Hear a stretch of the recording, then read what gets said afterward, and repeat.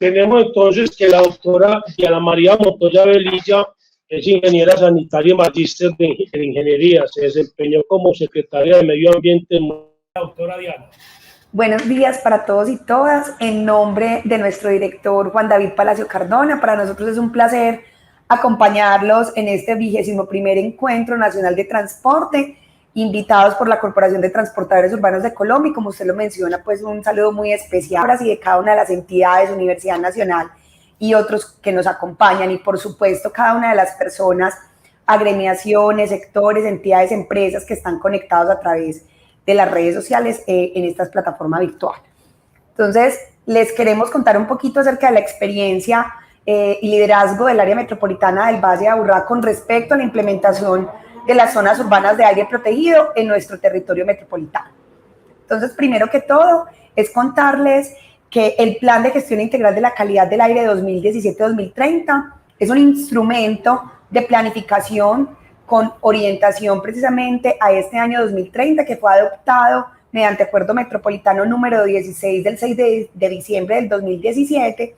y tiene por objeto primordial mejorar progresivamente la calidad del aire del Valle de Aburrá para salvaguardar ante todo la salud pública y generar la protección del medio ambiente. Establece dentro de sus 10 ejes temáticos, que los pueden identificar en pantalla,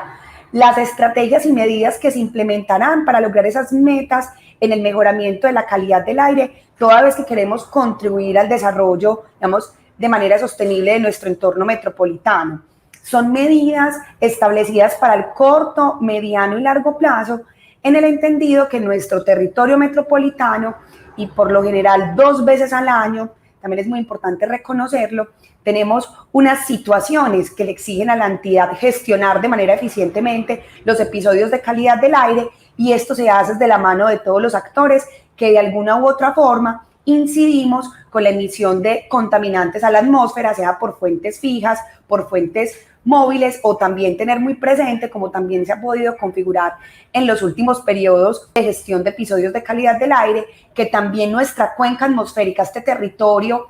conurbado, que por su topografía es un valle estrecho con altas pendientes y digamos unas configuraciones montañosas que le imprimen pues digamos ciertas características especiales, tengamos también incidencia eventual en algunas transiciones de la época seca a la época lluviosa de incendios de cobertura vegetal, que también digamos con la Unidad Nacional de Gestión del Riesgo, con los organismos digamos de socorro, las oficinas de gestión del riesgo de cada uno de los municipios, hacemos una gestión interinstitucional para su control. Pero digamos que frente al tema que nos atañe el día de hoy, en el eje temático número 9, tenemos como compromiso la protección y transformación de zonas sensibles de contaminación. Digamos una estrategia que busca que se genere la protección y transformación de estas zonas sensibles, creando zonas de bajas emisiones, zonas donde se tenga una circulación restringida en el Valle de Aburrá y que también permitan reducir esa exposición que tiene normalmente la población por la contaminación atmosférica que tiene el Valle de Aburrá. Aquí resaltar que en el parágrafo 2 del artículo 2 de este acuerdo metropolitano establece que es el área metropolitana del Valle de Aburrá quien adelantará los estudios técnicos requeridos para la determinación de estas zonas de alta, media o baja emisión y para la clasificación del territorio de acuerdo a esas condiciones de calidad del aire. Aquí resaltar que siempre lo hemos dicho desde el área metropolitana, nuestra cuenca es una cuenca atmosférica, lo que ocurre en Barbosa se refleja de manera rápida en Caldas, y por eso también a través de nuestro proyecto CIATA tenemos una reconocida y vasta red acreditada por el IDEAM que nos permite hacer ese control, digamos, como efectivo y seguimiento de las condiciones de calidad del aire. Importante también identificar que en esa cuenca atmosférica el contaminante criterio que se ha definido, digamos, con mayor incidencia a la salud de la población es el PM2.5, y que normalmente, pues como también lo mencionamos, todas estas estrategias que están en estos 10 ejes temáticos buscan que sean aplicadas de manera integral, de la mano de los entes territoriales y todos los actores en toda la cuenca. Entonces, con respecto a la creación de zonas de aire o definición de limitación de las zonas urbanas de aire protegido por tráfico. En el área metropolitana tenemos 2 áreas ya identificadas. La primera es la SWAP del centro de Medellín, reconocida, digamos, por ese liderazgo que desde la Secretaría de Movilidad y en compañía de las demás dependencias del municipio de Medellín han tenido para que hoy sea una zona delimitada y con acciones contundentes desde la gestión de la movilidad, pero también en temas medioambientales. Y la segunda zona SWAP está localizada en el sur del Valle de Aburrá, en inmediaciones o limitando entre los municipios de La Estrella, Itagüí y Sabaneta. ¿Cómo llegamos a la delimitación de estas zonas urbanas de aire protegido? Digamos, esta metodología o esta, solicitud o la clasificación de estas áreas está determinada en el Decreto Único Reglamentario 1077 del 2015, que en su artículo 2.25110.4 define que las autoridades ambientales competentes para clasificar las áreas fuente de contaminación en zonas urbanas o rurales deben tener en cuenta la cantidad y características de las emisiones, así como el grado de concentración de los contaminantes, para que a partir de mediciones históricas con las que cuente la entidad, y por eso resaltar el trabajo que tenemos con nuestro proyecto CIATA, donde tenemos mediciones, digamos, y una red vasta que ya lo voy a detallar como en las diapositivas siguientes, nos permite contar con esa información para clasificar las zonas en clase 1, clase 2, clase 3 o clase 4, especificando, digamos, aquellas que presentan un área de contaminación alta son las que presentan una frecuencia igual o superior al 75%. Aquí también, digamos, es importante mencionar que la metodología para la clasificación de las áreas fuentes de contaminación está establecida en la resolución 2254 del 2017 del Ministerio de Medio Ambiente y Desarrollo Sostenible, y en la que se utilizan las medias móviles del contaminante evaluado y que se calcula con base en mediciones diarias. Y como lo hemos referenciado, es a través del PM2.5. Entonces, en nuestro proyecto CIATA contamos con varias tipologías de estaciones para evaluar la calidad del aire y que la reflejamos a nuestros ciudadanos a través de la implementación del índice de calidad del aire. Tenemos 22 estaciones poblacionales, son las que ven en su pantalla a margen izquierda,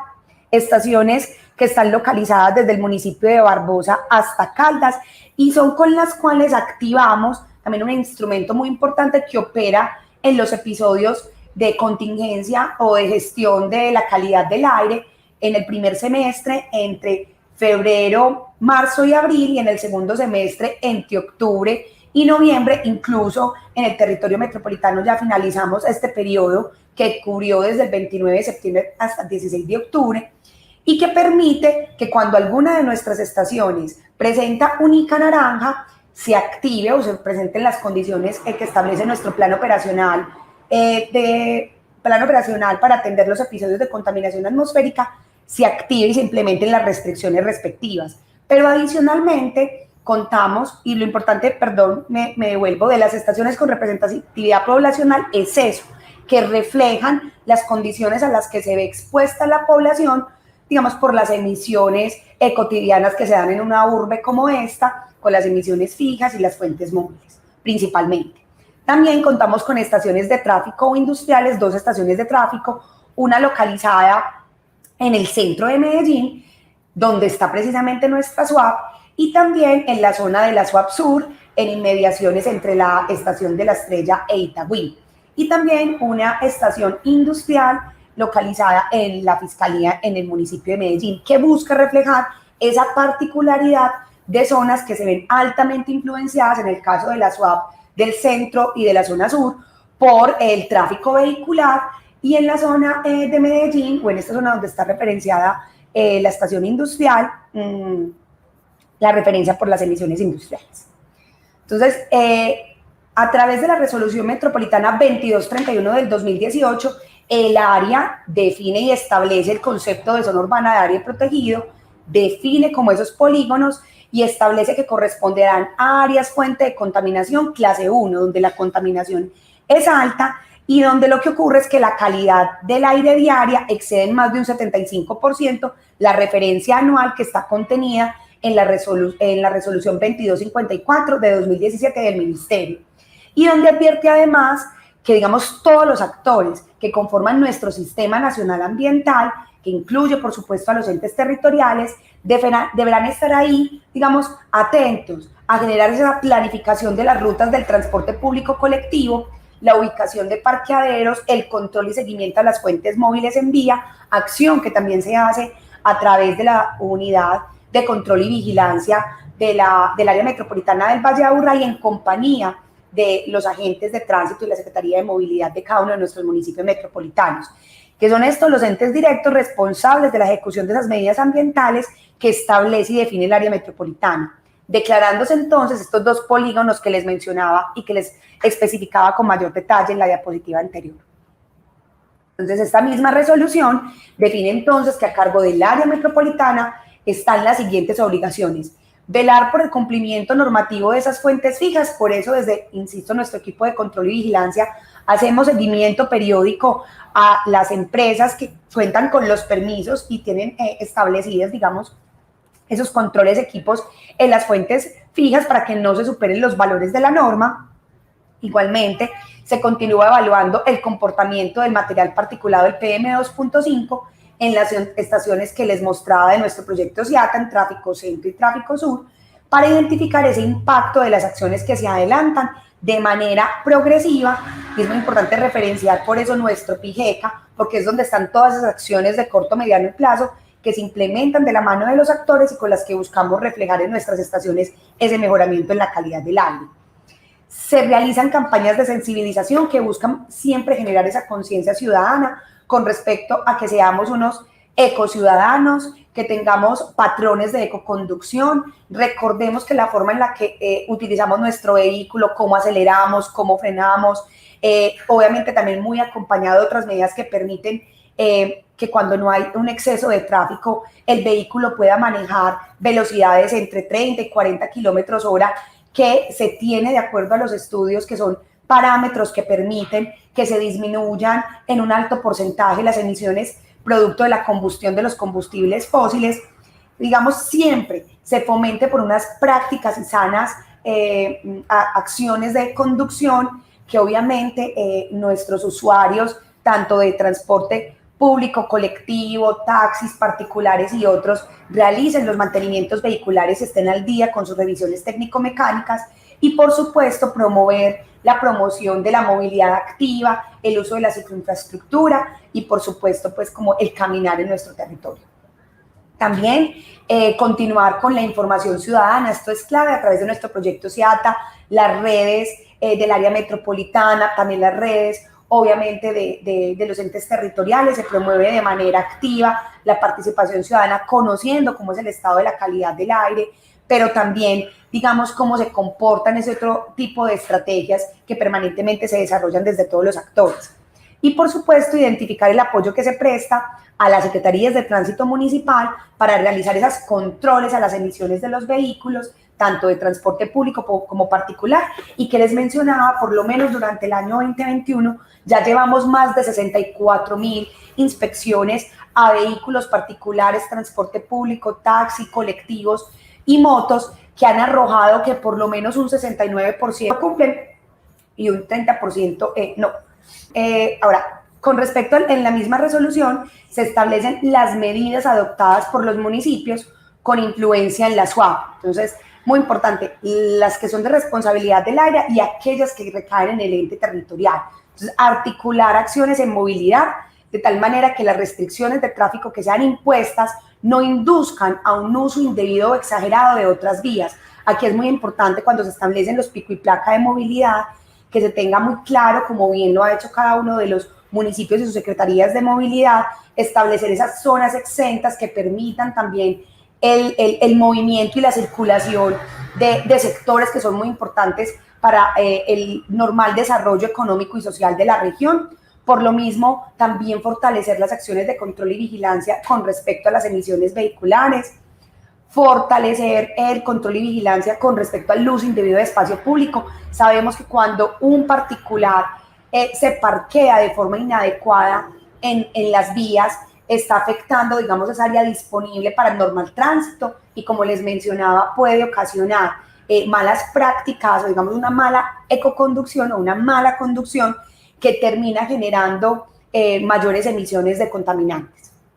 También la realización de campañas de sensibilización, siempre vinculando a la ciudadanía para que se movilice de una manera más activa y responsable, y por supuesto el optimizar esas velocidades de circulación a través de las adecuaciones viales necesarias y la optimización del tráfico, teniendo en cuenta la pirámide invertida de la movilidad, que siempre pone como prioridad a nuestro peatón o ciudadano y, por último, digamos, como a los particulares y otros. Adicionalmente, establecen medidas complementarias cuando sea necesario el establecimiento de las medidas de pico y placa para los transportes de carga, particulares, autos y motos, pues también el fomentar los días sin carro y, por supuesto, la eliminación de zonas de parqueo, digamos, donde no sea necesario tener esos controles y manejos en el barrido de las vías, toda vez que este material particulado puede resuspenderse, y, por supuesto, el incentivar el uso de combustibles y energías limpias. Reconocer aquí los esfuerzos de los municipios para que cada vez en nuestro sistema de transporte metropolitano se cuente con buses de bajas o cero emisiones, como es el caso de los buses eléctricos. Establecer también políticas de parqueo, especialmente en nuestras zonas urbanas de área protegido. Establecer la señalización necesaria para que cada peatón o ciudadano que quiera ingresar a estas zonas reconozca desde dónde a dónde están delimitadas, y, por supuesto, promover en estas zonas la circulación de vehículos con tecnologías cero, ultra baja o baja emisión de contaminantes, como los eléctricos, los híbridos y los carros a gas. Y, por supuesto, que aquellos carros que tengan una antigüedad no mayor a 10 años, a la fecha de expedición inicial de la matrícula, pues se tengan como los controles necesarios. Aquí es muy importante también resaltar, y lo había señalado, aquí especialmente para compartírselos, un momento por favor, no, ya. Con respecto a la ley 1083 del 2006, a través de la cual el Congreso de la República establece algunas normas sobre planeación urbana y determina específicamente en su artículo 2 responsabilidades a los alcaldes de los municipios y de los distritos con respecto a generar una movilidad sostenible y la implementación, digamos, de la implementación de estos con respecto a los planes de ordenamiento territorial, definiendo acciones que se adopten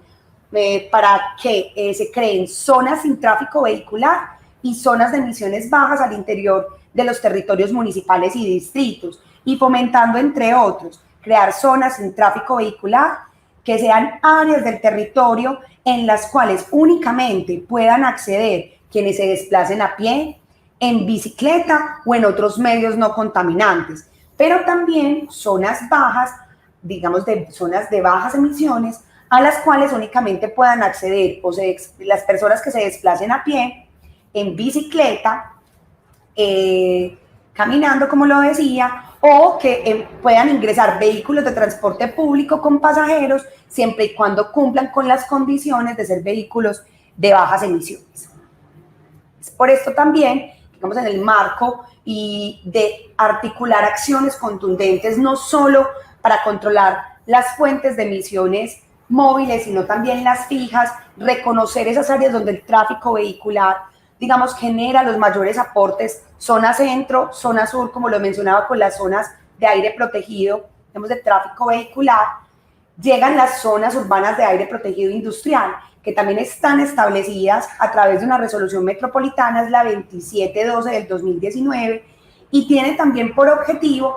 que se haga control de las fuentes móviles y se generen unos polígonos donde se implementen acciones contundentes. Para el caso del territorio metropolitano contamos con 6 polígonos localizados principalmente en los municipios de Girardota, Medellín, Bello, Sabaneta e Itagüí, y está soportado en los estudios de inventario de emisiones atmosféricas que ha hecho la entidad en articulación con la Universidad Pontificia Bolivariana, y donde se hace seguimiento, como lo van a ver en las diapositivas siguientes, a los principales, digamos, contaminantes que tienen que ver PM2.5 por su incidencia en la salud de los habitantes metropolitanos, pero también los óxidos de nitrógeno, los óxidos de azufre, que terminan siendo precursores secundarios también de la generación de PM2.5. Entonces, esto se logra a través de esos resultados que tuvimos a través del convenio de asociación 583 del 2017. La información fue línea base 2017 para el establecimiento, digamos, de estas resoluciones metropolitanas con la Universidad Pontificia Bolivariana. En estas tres gráficas pueden ver cómo para el material particulado estos píxeles con rojo muestran donde se generan las mayores emisiones en toneladas año en los municipios, o se resaltan unas zonas especiales en Sabaneta, Medellín y Girardota, también en Itagüí. Para el caso de los NOx o los óxidos de nitrógeno, se relacionan zonas donde se tienen emisiones en toneladas año que van desde 150 hasta 475 en el municipio de Bello y Girardota, nuevamente en Itagüí. Y con respecto a los óxidos de azufre, los SOX, donde se superan, digamos, toneladas año entre 290 y 742 en Bello y Girardota. Con esta información es posible identificar que esas zonas sensibles a fuentes fijas están concentradas, como lo ven en la gráfica, incluso teniendo muy presente el número de empresas. Girardota, a pesar de ser de los municipios que tienen menores empresas, tiene el mayor número, digamos, de fuentes fijas que generan pues emisiones, por supuesto, y en primer lugar el municipio de Medellín con cerca de 188 empresas, Sabaneta con mayores fuentes móviles y el municipio de Itagüí. El 80% del total de las fuentes fijas en la zona urbana están concentradas en estos tres municipios. Por lo general, en estos municipios de Medellín, Itagüí, Sabaneta y Girardota, la participación total con aportes con respecto al material particulado primario, o sea, de generación primaria por la emisión de la fuente, corresponde a un 54% de las emisiones totales del inventario. Con respecto a las emisiones de los óxidos de nitrógeno, principalmente se da en tres municipios, Bello, Girardota e Itagüí, con un aporte del 55% con respecto al inventario, al total del inventario, y en los municipios de Bello, Girardota e Itagüí nuevamente también se emite cerca del 60% de los óxidos de azufre. Insisto que lo importante con estos otros contaminantes es que terminan siendo precursores secundarios del PM2.5, con lo cual se ve reflejado, digamos, estos incrementos en microgramos por metro cúbico en las estaciones de calidad del aire, que a través del ICA y con clasificaciones de color que están en la resolución 2254 del 2017, podemos establecer en esas 22 estaciones poblacionales cómo es el comportamiento, la incidencia de este PM2.5 en la calidad del aire, clasificándolo en bueno, moderado, dañino para grupos sensibles, dañino o en riesgo, con los colores verde, amarillo, naranja, rojo y morado. En la resolución metropolitana 2712 del 2019, a través de las cuales se establecieron las swaps, pero de aire protegido con respecto a fuentes fijas, se establece la obligatoriedad de esa declaratoria por parte de la entidad, teniendo en cuenta la siguiente información: esa actividad o proceso que se desarrolla, el detalle del proceso que genera la emisión, o sea, una caldera que funciona con qué tipo de combustibles y generando, digamos, qué emisiones en kilogramos hora, el número de fuentes fijas, porque muchas empresas pueden tener varias fuentes fijas de emisión en virtud de su proceso, el tipo y cantidad de combustible utilizado en los procesos, por supuesto, y así como hay obligaciones, digamos, para los entes territoriales, para estas empresas en específico, está el contar con un plan individual de reducción de emisiones que está alineado con las metas que tenemos en nuestro PIGECA y que busca ese desempeño ambiental integral de la empresa en el corto, mediano y largo plazo y con la implementación de buenas prácticas. Por lo tanto, estos planes individuales hacen parte de los planes de reducción sectorial y que normalmente, digamos, se expresan y se enuncian en la ciudadanía cuando tenemos que dar cuenta de qué acciones ha hecho la autoridad ambiental con respecto al mejoramiento de la calidad del aire, y también exige que aquellas fuentes donde se tenga un flujo superior, que normalmente son calderas, a 1 kilogramo hora de emisiones de este contaminante, deban implementar un monitoreo continuo de las emisiones para controlar el material particulado total que se emitió a la atmósfera. Para esto se tienen también resoluciones transitorias que, digamos, han establecido las fechas y los tiempos. Hemos estado convocando a las empresas para que participen y también lo han hecho ustedes. Aquí un reconocimiento muy especial a todas las agremiaciones y los sectores del transporte, porque han participado de las mesas de gobernanza del PIGECA, un espacio que estamos desarrollando con el Politécnico Jaime César Cadavid, y donde se establecen esos planes de acción, los compromisos, se hace seguimiento como a todas las acciones que se implementan desde los sectores para contribuir a la calidad del aire y que nos orgullecemos, digamos, de luego contarle a la ciudadanía. Entonces, esa modificación de la resolución 2712 por la 3770 del 2019 establece que las instalaciones industriales, especialmente las nuevas, deberán disponer de buenas prácticas de producción y a todo esto se le hace seguimiento.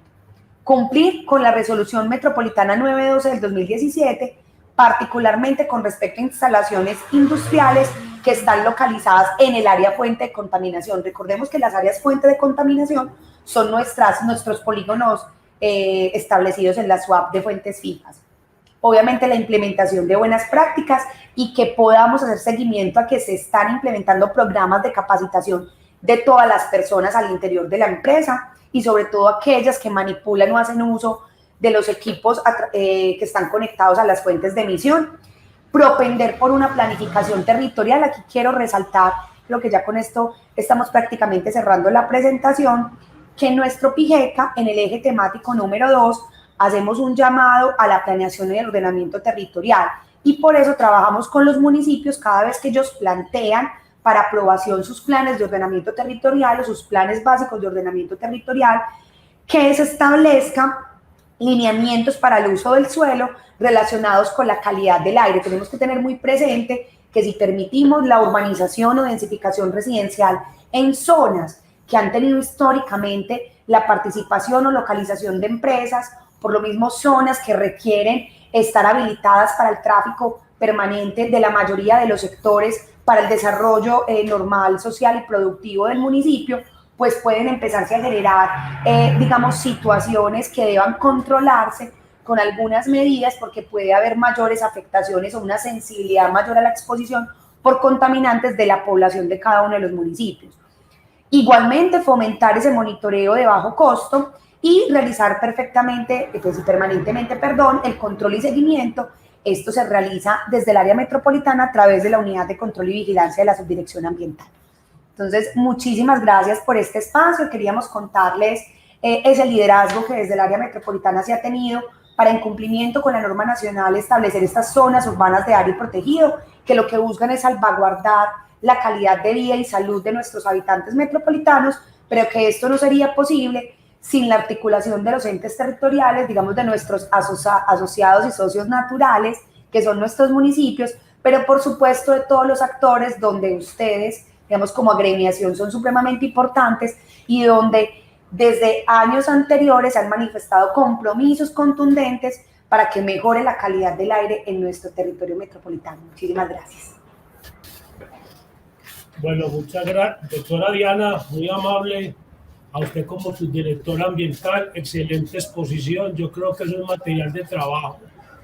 demasiado importante para el área metropolitana, no solo para el transporte público colectivo, para todos los ciudadanos que habitamos esta área metropolitana. Muchísimas gracias. No, gracias, en nombre de los transportadores. Doctor Iván, no tenemos preguntas en este momento. Doctora Diana, agradeciendo su presentación, queremos reafirmar el compromiso que tiene el sector del transporte público colectivo en los planes ambientales que están implementando en el Valle de la Urrá. Hace poco estuvimos en una reunión del PIGECA. Vemos cómo cada vez se reconoce el esfuerzo que hacen las empresas de transporte público colectivo y toda su cadena de valor, propietarios, conductores, en tener mejores prácticas de conducción, mejores vehículos que procuren una mejor calidad de este aire, del aire en este cañón estrecho, como decía el doctor Víctor. La primera vez que me dieron esa definición del término de cañón estrecho, lo escuché de mi gran profesor Andrés Uriel Gallego. Queremos reconocer que el esfuerzo y la valoración que va el área metropolitana en el transporte público colectivo. Ya no somos o no estamos visualizados como los más contaminantes, estamos en un rango muy inferior, estamos por debajo de una cifra en los planes del PIGECA, y cuente con nuestro compromiso, doctora Diana, en pro del mejoramiento de la calidad del aire y de las acciones que conduzcan a este fin. De igual manera, esperamos con ansias la reglamentación y el acompañamiento que desde los gremios podamos tener para la definición de la operación de la zona SWAP. El transporte público colectivo está de primero para acompañar a la autoridad ambiental en estos procesos de restricción de fuentes móviles contaminantes. Muchas gracias, doctora Diana, por su participación. Muchísimas gracias. Es un placer nuevamente escuchar ese compromiso que realmente para todos los que nos están viendo ha sido así como usted lo expresa, contundente, permanente, y la participación en esas mesas da cuenta de eso, que es muy importante, sobre todo porque son espacios donde ustedes tienen voz y voto y donde podemos construir de manera colectiva, horizontal, transparente, y también teniendo presente, digamos, las consideraciones especiales que pueda tener el sector y que sean muy importantes de considerar para tomar mejores decisiones. Muchísimas gracias, les auguro un resto de jornada maravilloso. Yo espero estar también conectada viendo, porque son muchos temas que son interesantes para que los tengamos presentes desde la entidad.